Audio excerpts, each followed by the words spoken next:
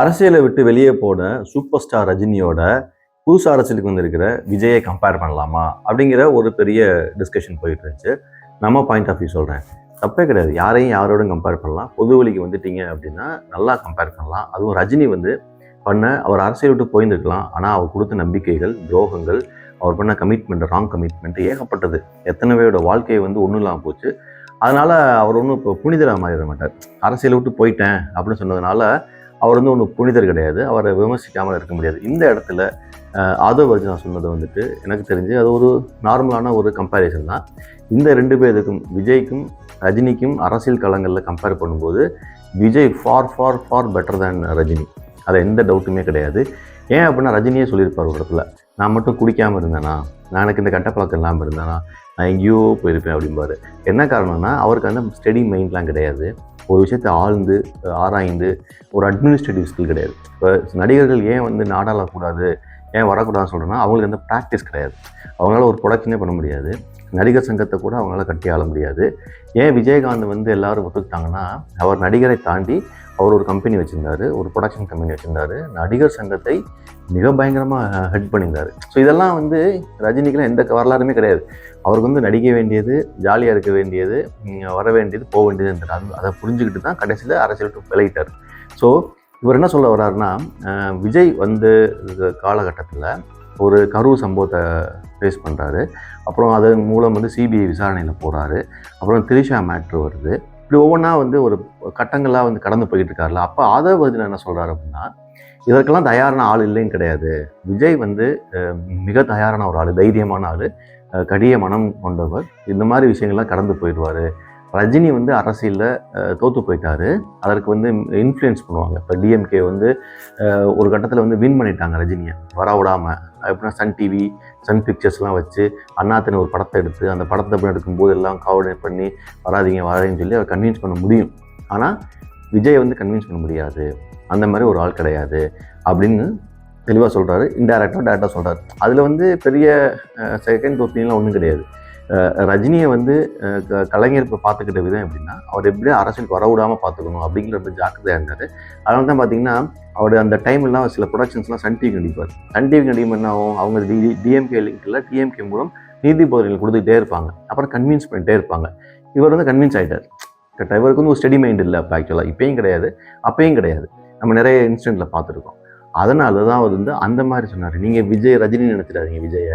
Vijay has a different mindset to cross all this problem அப்படிங்கிற மாதிரி தான் ஆதவ் அர்ஜுனா சொல்லியிருந்தார். இது உடனே நிறைய பேர் வந்துட்டு அதை எப்படி நீ வந்து விஜயை வந்து ரஜினியோட கம்பேர் பண்ணலாம் அப்படின்னு பேசிகிட்டு இருந்தாங்க. அது எனக்கு பார்த்தா பெருசாக தெரியல. கம்பேர் பண்ணலாம், யாருனாலும் யாரும் கம்பேர் பண்ண பிள்ளைன்னு இருக்குது. இப்போ இந்த ரீசன் சொல்கிறேன், நீங்கள் சொல்லுங்கள். ரஜினி வந்து என்ன பெரிய புனிதராக இருந்துட்டார். ஒரு புனித தன்மை சொல்லுங்கள். கேட்டால் நான் சிம்பிளிசிட்டியாக இருந்தேன், ரொம்ப நல்லவனாக இருந்தேன் அப்படி. அது எல்லாருமே இருப்பாங்கள்ல.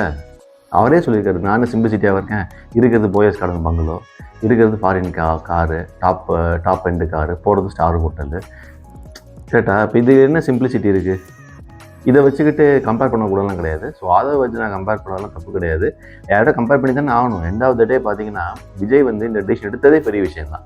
அவர் அரசியலுக்கு வரான்னு சொன்ன உடனே எல்லாரும் சொன்ன விஷயம் என்னென்னா, இந்த ஒரு சுச்சுவேஷனில் இந்த வயசில் ஃபஸ்ட் டைம் தான் வந்திருக்காரு. ஜென்ரலாக நடிகர்கள் எப்படி வருவாங்க அப்படின்னா ஒரு ரிட்டையர்மெண்ட்டுக்கு பிறகு தான் வருவாங்க. ஆனால் விஜய் வந்து ரிட்டையர்மெண்ட்டுக்கு பிறகு வரல, ஒரு கிராஃபில் பீக் போன பிறகு தான் வந்தார். அதை வந்து நம்ம யாருமே மறுக்க முடியாது. ஆனால் அந்த இடத்துல தான் வந்து ரஜினி என்ன செஞ்சார், நம்பிக்கை, நான் வர்றேன்னு சொல்ல மாட்டான், வரலைன்னு சொல்ல மாட்டாங்க, தொடர்ந்து வந்துட்டு வர்றேன்னு சொல்லிட்டு ஒரு இடத்துல சொன்னார் தெரியுமா, இப்போ இல்லைன்னா எப்போ அப்படின்னாரு. அதாவது அவர் வந்து ஒரு ஸ்டடி மைண்ட் இல்லைங்கிறதுக்கு அதெல்லாமே தான் எக்ஸாம்பிள்ஸ். ஓகே, அதனால் இந்த ஒரு சம்பவத்தை கம்பேர் பண்ணது எனக்கு தெரிஞ்சு தப்பாக தெரியல.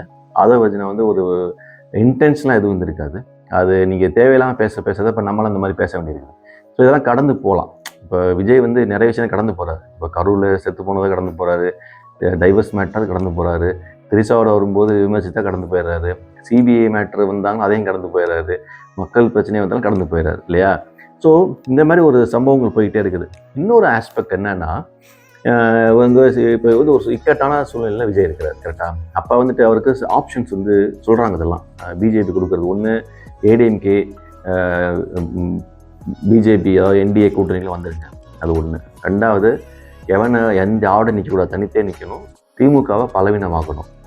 இல்லை அப்படின்னா எலெக்ஷன்லேயே நிற்காதீங்க, பைக்காட் பண்ணிடுங்க அப்படிங்கிற மாதிரி ஆப்ஷன் சொல்கிறாங்க. இப்போது பிஜேபி என்டிஏ கூட்டணி என்ன சொல்லுது அப்படின்னா, எப்படி இருந்தாலும் நீ எனக்கு அட்வான்டேஜாக இருக்கும், ஒன்று என்னோட வந்துடு, இல்லை தனியாக நின்று திமுகவினுடைய பலத்தை குறைச்சி நாங்கள் ஜெயிக்க வைக்கணும், இல்லை நீ எலெக்ஷன் நிற்காத. ஸோ இந்த 3 ஆப்ஷன்ஸ் இருக்கிறதா சொல்கிறாங்க. அப்போ யோசிச்சு பாருங்களேன், எவ்வளோ பெரிய கடுமையான மனநிலையும் ஒரு டஃப் பேஸ்லேயும் வந்துட்டு விஜய் இருப்பார். அதை வந்து நம்ம புரிஞ்சுக்கணும். அரசியலுக்கு வந்துட்டார் விமர்சனங்களை தாண்டி இந்த மாதிரி ஒரு ஹார்ட் சுச்சுவேஷன்ஸ்லாம், ஏன்னா ஒரு 2 வருடம் கட்சியை ஆரம்பித்து தொழிலை விட்டுட்டு இவ்வளோ பெரிய கட்டுமானங்கள்லாம் பண்ணிவிட்டு இத்தனை மாநாடுகள்லாம் போட்டுட்டு இவ்வளோ மக்களை ஃபேஸ் பண்ண பிறகு ஒருத்தர் வந்து நீங்கள் எலெக்ஷன் நிற்காத, பைக்காட் பண்ண, இல்லை என்னோட வந்துட்டு உனக்கு துணை முதல்வர் தரேன் அப்படின்னு சொல்லும்போது அவர் முதல்வருடைய கனவு வந்து என்ன ஆயிரும் அப்படிங்கிற மாதிரி டிசிஷன்ஸ் எடுக்க வேண்டியிருக்கும், முடிவு எடுக்க வேண்டியிருக்கும். அதுதான் தலைவர்களுடைய மிக முக்கியமான வேலை. ஸோ இது டஃப்பான சுச்சுவேஷன் தான். விஜய் இதெல்லாம் எதிர்பார்த்துருப்பாருன்னு தெரியல. பட் இந்த எதிர்பார்க்காம இருந்தாருன்னா சர்ப்ரைஸ் தான். கண்டிப்பாக எதிர்பார்த்துருக்கணும். அரசியல் என்பது விளையாட்டோ ஈஸியோ சினிமாவில் போய் ஷூட்டிங்கில் போய் சொல்லிக் கொடுத்து நடிக்கிறது கிடையவே கிடையாது. Every day is a new page. அந்த பேஜ் என்ன எழுதுக்குன்னு நமக்கு தெரியவே தெரியாது. வரவன் போகிறான் எழுது தான் செய்வான். கரெக்டாக. அது இன்றைக்கி இருக்கிற சோஷியல் மீடியாலையும் பார்த்தீங்கன்னா இது இருக்கோ இல்லையோ அவன் கருத்தை சொல்லிக்கிட்டே இருக்கிறான். நான் எனக்கு இந்த தாட்ஸ்லாம் நான் யோசிக்கவே இல்லை. ஏன்னா 3 ஆப்ஷன் கொடுத்துருக்கீங்க, பாய்காட் பண்ணுவார், ஆனால் இவ்வளோ பண்ண பிறகு எப்போ பாய்காட் பண்ணுவார் அப்படின்னு கேட்குற மாதிரி இருந்துச்சு. ஸோ ஆதவ் அர்ஜுனா என்ன சொல்கிறாரு, இதை எல்லாத்தையும் கடந்து வந்துடுவார் சொல்கிறாரு. அவர் நம்பிக்கை வந்து சரியாகட்டும், பார்க்கலாம். ஆனால் இருந்தாலும் வந்து கட்ஸ் தான். கம்பேரிங் டு ரஜினிகாந்த் வந்து விஜய் பெட்டர் தான். விஜய் கோத்ரூ பண்ண இந்த மாதிரி ப்ரெஷர்லாம் ரஜினி ஒரு காலத்தில் கோத்ரூ பண்ணிக்கவும் மாட்டார், பண்ணவும் முடியாது. அது எவிடெண்ட்டாக இருக்குது. தேங்க்யூ.